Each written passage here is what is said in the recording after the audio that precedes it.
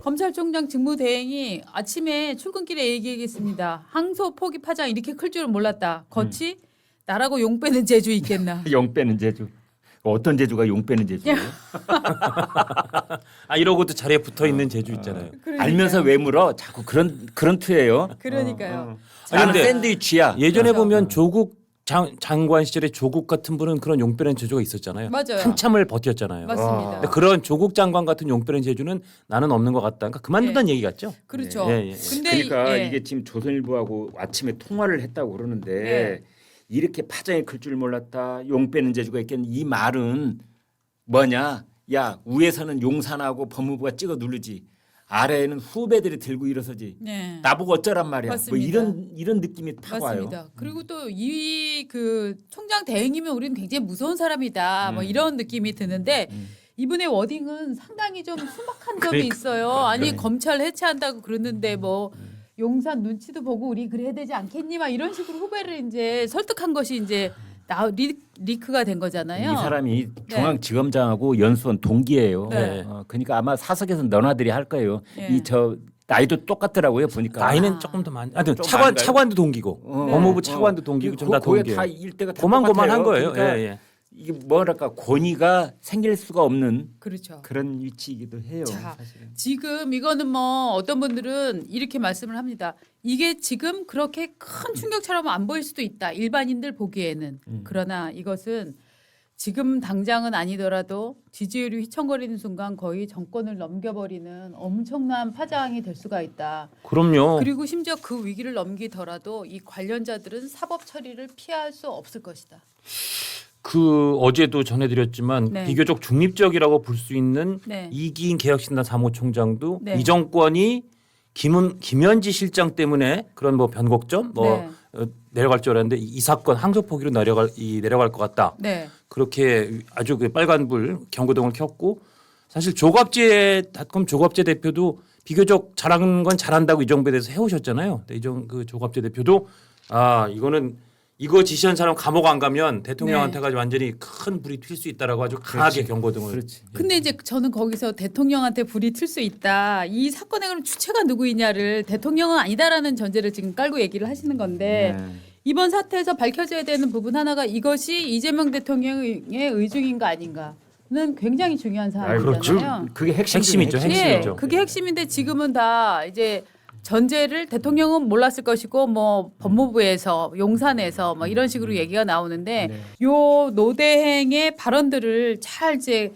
여러 사람에게 여러 가지 얘기를 했잖아요. 먼저 대검 과장들에게 한 말이 있고 또 그 대검 연구관들이죠. 그 법원 연구관들, 그 평검사들한테 한 얘기가 있고 또 중앙일보 인터뷰에서 그러니까 중앙일보 통화가 인터뷰에서 다 했더라고요. 있어요. 예. 예. 자 일단 대검 과장들이 노대행을 만나러 갔습니다. 비공개 면담을 했습니다.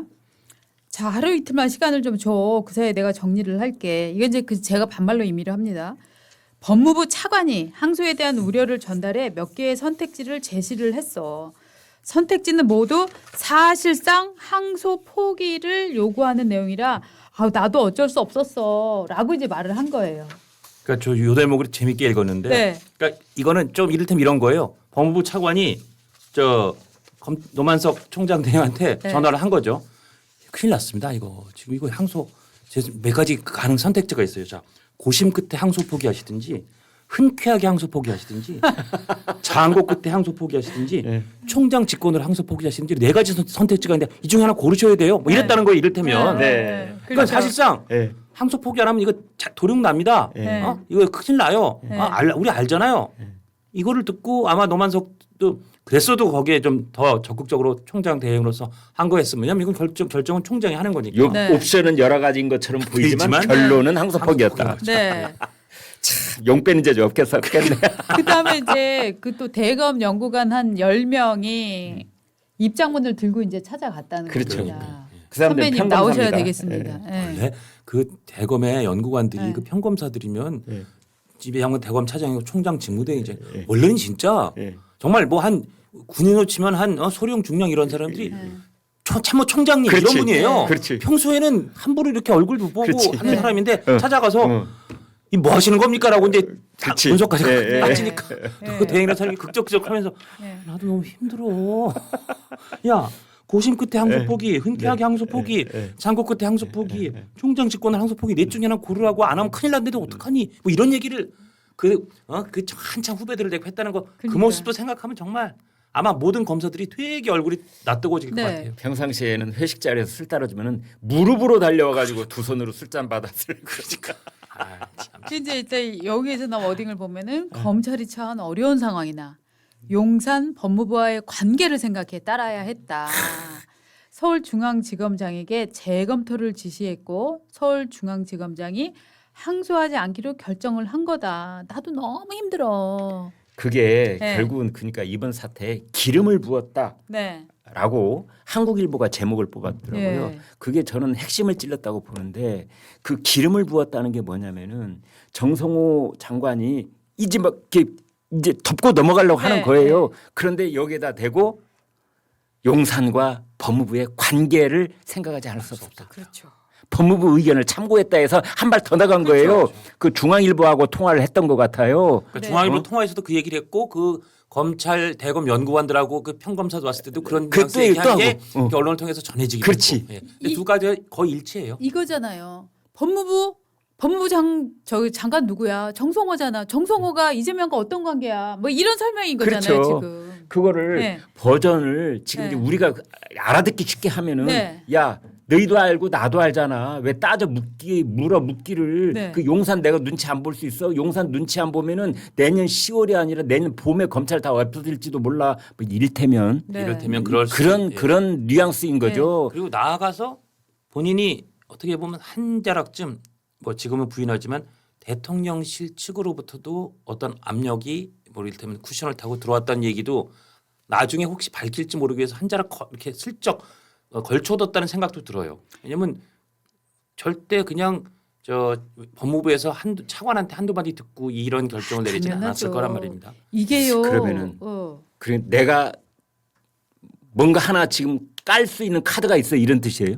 저는 혹시 그런 경우에 대비해서 포석 하나를 여기다 바둑알 하나 네. 박아뒀다고 생각합니다. 네. 예. 노만석도 충분히. 아니 대한민국의 검사로 저 시험 합격해서 검사 된 다음에 검사장 달고 어휴, 대검 그 차장 자리까지 달고 올라갔으면. 다 진짜 용 빼는 재주가 있거나 논두렁 선수죠. 전기라도 타고난 사람들이기 네. 때문에 근데 노만석이 그 법무부 이진우 차관하고는 통화했다는 게 이미 보도가 되고 확인되고 있잖아요. 네, 그렇죠. 그러면은 법무부의 이진우 차관하고만 통화를 했겠느냐? 그렇죠. 봉욱 민정수석과 통화는 어떻게 된 것이냐? 네. 안 한 것이냐? 그렇죠. 네. 그걸 콕 찍어서 물어봐야 돼. 맞아요. 그러면은 거짓말은 못 하잖아요. 다음에 대답할게. 뭐 이렇게 넘어갈 수 있는 네. 거예요. 다음에 답하겠다가 네. 입은 화법이더라고요. 그러니까 그렇죠. 어떻게 보면 기자들이 이제 이런 사람들이 나타나면 다니면서 막 쓸데없이 대답도 안 하는 거 계속 물어보잖아요. 그런데 그러다가 그 중에 하나가 걸리는 거죠. 그래서 그렇지. 기자들은 그런 쓸데없는 네. 질문을 밀착해갖고 막 얼굴 막 맞아가면서 하는 이유가 사실 그겁니다. 그러니까 현장 기자를 너무했어. 네, 많은 너무했어. 분들이 그런 얘기를 하세요. 야, 저 기자들 쇼하는 거 아니야? 저 대답도 안 돼. 뭐라 물어보냐라고 하지만 예. 실제로는 그 사람이 그 질문에 대답을 하지 않는 것도 하나의 사인입니다. 네. 맞습니다. 현장에 있는 그 네. 우리 언론계의 일선 기자들께 네. 박수를 보냅니다. 네. 아니면 그 질문을 했을 때 그 사람의 표정, 맞습니다. 그 사람의 입을 다무는 모습, 네. 내지는 그럴 때 그걸 부인하는 워딩, 그렇지. 이런 거 하나하나가 다 단서가 될 수 있거든요. 맞습니다. 네. 그 일단 요 노만석 대행이 중앙일보에 한 얘기도 굉장히 재밌어요. 가로 열고 검찰청 폐지를 앞두고 가로 닫고 검찰을 살려야 한다는 생각으로 그렇게 즉 항소폭이죠. 그렇게 지휘했는데 후배들은 동의를 안 하는 것 같다. 이미 다 죽었는데 어떻게 살려? 검찰청 폐지 법안이 네. 국회를 통과하고 대통령이 네. 공포를 했는데 그다음에 용산 언급한 거에 대해서는 검찰총장으로서 구체적인 사건이 아니라 모든 일처리에서 용산과 법무부를 항상 염두에 두고 생각할 수밖에 없는 취지다라고 해명을 근데 또 나중에 했습니다. 조금 주워 담으려고 했더라고요. 네. 콕 찍어서 얘기한 것 같으니까 네. 아차 내가 너무나 많이 카드를 그쵸. 꺼내 들었나 이런 생각이 들었던 모양이라. 그렇죠. 근데 뭐 그건 이제 차차 예. 아마 구체적인 워딩 같은 게 더 나올 겁니다. 노만석 아까 그 직무대행이 얘기했잖아요. 네. 아 용산하고 법무부와의 관계를 좀 고려를 했어야 되는 거 아니냐 이렇게 설명을 했다고 했잖아요. 네. 법무부 고위 관계자가 네. 아주 크게 칭찬했습니다. 네. 바로 노만석 직무대행의 그런 판단이 간부에게는 굉장히 필요한 덕목이다. 이 법무 고위 관계자가 본인이 그렇게 생각할 수는 있었겠네요. 사실 그런 판단이 간부에게는 아주 필요한 덕목이라고 봅니다. 아주는 뺍니다. 그런 판단이 바로 간부에게 필요한 덕목이라고 봅니다. 여론과 정치권의 동향을 고려했을 때 대장동 같은 사건에서 검찰이 기계적으로 항소를 했다면 검찰이 여전히 반성하지 않고 오만하다는 평가를 들을 수 있었을 것이다. 더군다나 대장동 수사 과정에서 검찰의 위법 수사가 있었다는 사실이 의혹이 지금 법정에서 제기된 상황 아닙니까? 이런 상황에서 항소를 했다면 검찰이 스스로의 잘못을 인정하지 않는다는 국민적 비난을 피하기 어려웠을 것이고 바로 이런 거를 고려하는 것이 간부였다라고 본인은 생각한다라고 얘기를 했습니다. 참. 훌륭하네요. 아이고. 아니 노만석 직무대행은 정말 그렇게 온 국민의 지금 욕은 물론이려니와 온 국민의 욕보다 더 무서운 건 사실 후배의 욕이잖아요. 그렇죠. 그 상황에 직면했는데 이렇게 법무부 고위 관계자가 이런 칭찬을 해주셔서 지금 이제 네. 그 나오고 있는 것이 이른바 부역자 사인방 네. 이런 말이 돌아다니고 있잖아요. 예. 그래서 이번에 항소 포기 과정에 관여한 것으로 지금 보도되고 있는 사람들 명단이에요. 네. 노만석 총장 대행, 그다음에 박철우 대검 반부패부장, 이진수 법무차관, 정진우 서울지검장 이렇게 4명을 부역 사인방이라고 네. 해서 지금 돌아다니고 있다는 거예요. 네. 그런데 그런 생각이 들어요. 이 부역자들의 고뇌란 무엇이었을까? 결국은 이 사람들은 정권의 눈치를 보면서 정권에 찍히지 않아야 되고 반면에 또 후배 검사들한테는 너희들이 검찰 얼굴에 똥칠했어 이런 욕도 안 먹어야 되고 네. 그 양쪽에서 줄다리기를 하다가 지금 오도 가도 못하고 질국에 빠져 있는 게 아닌가 그렇게 보이지는 측면이 있어요. 인간적으로 참 안타깝습니다. 선배 되게 문학적으로 되게 좋게 해석해 주셨어요. 뭐 참 네. 이 사람들 이 심정 충분히 이해가 갑니다. 역시 배우신 네. 분. 네. 블랙리스트에 오를 수도 없고 네. 화이트 리스트에서 쫓겨나도 안 되고 하지만 얼마나 이분은 인간적 고뇌예요 이것이.